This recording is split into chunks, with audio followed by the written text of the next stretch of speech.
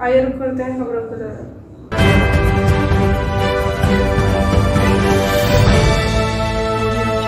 गाजियाबाद के मोदीनगर क्षेत्र में शत्रु संपत्ति को लेकर राजनीति गरमाई हुई है। मोदीनगर के नंदनगरी में एक बैठक का आयोजन हुआ जिसमें सभी लोगों ने चुनाव का बहिष्कार किया और बड़े आंदोलन करने का निर्णय लिया। इस मौके पर बबली गुज्जर, राहुल गुज्जर, विक्रम सिंह, साहब सिंह, अनिल सेन सैकड़ों लोग उपस्थित रहे। हमें किस आधार पर उन्होंने अपने पिछले दिनों में भी उनका सहयोग किया था उस लड़ाई में, तो वो किस बेस पर उसने अपना वादा डाला था।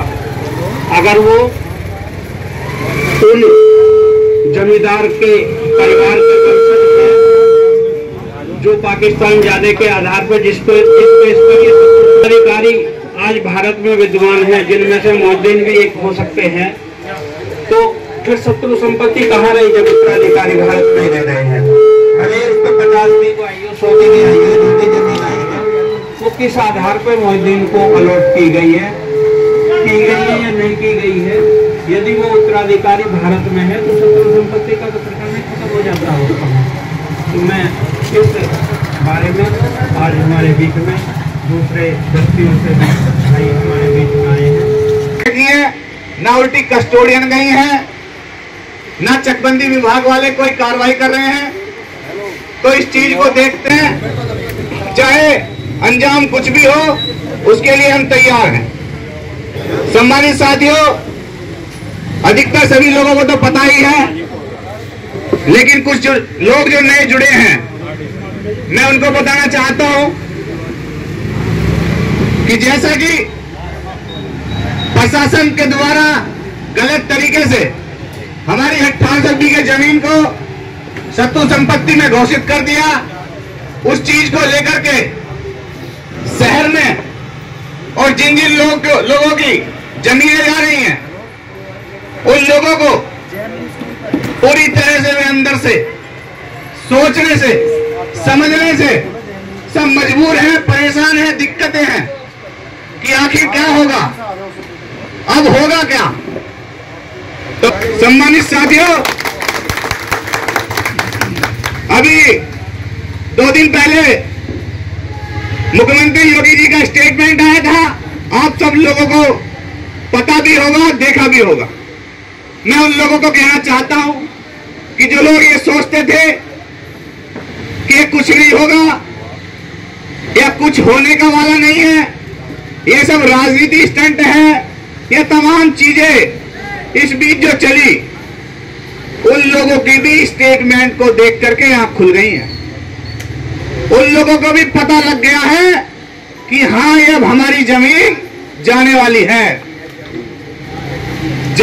मजबूती से इकट्ठा होकर के तो ये मैं आपको बताना चाहता हूं कि किसी में कोई दम नहीं जो आपकी जमीन को बचा सके। कोरे कागज पर लिखवा लो, कहीं भी कुछ भी कहवा लो, जब तक आप लोगों की संख्या बढ़ेगी।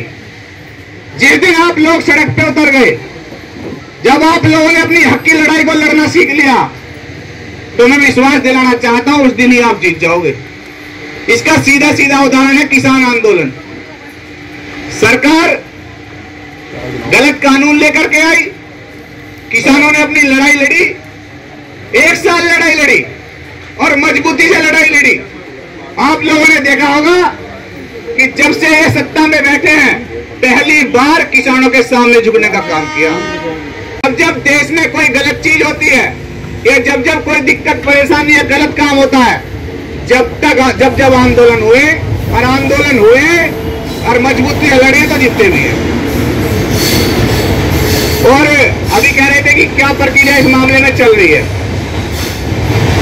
जैसे हम लोगों ने 7 दिन आंदोलन चलाया, मजबूती से चलाया, हालांकि शहर के लोग कम लिख रहे थे उस टाइम, लेकिन आज मैं देख रहा हूँ। एक बात मैं आपसे और यह कहना चाहूंगा, चुनाव आ रहे हैं, इस चुनाव में आप लोगों के बीच में अनेक लोग आएंगे, तरह तरह की आपको बातें बताएंगे, इस शत्रु संपत्ति के बारे में भी आपको गुमराह करने का पूरा प्रयास किया जाएगा। तो मेरा आपसे केवल एक ही निवेदन है कि इस जो लोग इस शत्रु संपत्ति के विषय में गुमराह करना चाहें, तो उनसे कृपा करके गुमराह ना हो, एकजुट रहें।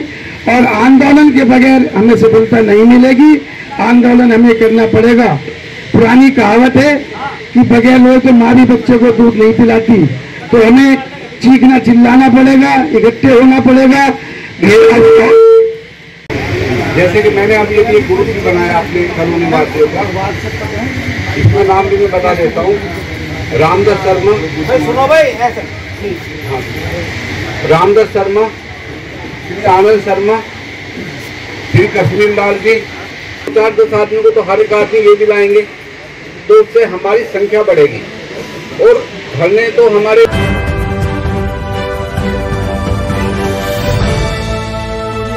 आज के लिए खबरों में बस इतना ही। कल फिर होगी आपसे मुलाकात। हमारे चैनल को लाइक, शेयर और सब्सक्राइब करें। नमस्कार।